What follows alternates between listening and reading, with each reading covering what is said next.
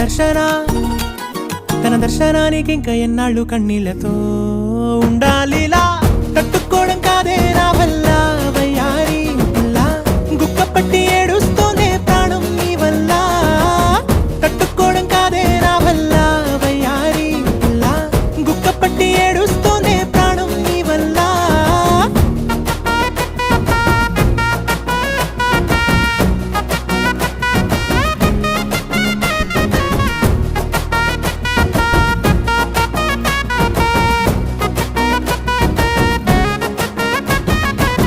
ఇష్టమైంది లాగేసుకుంటే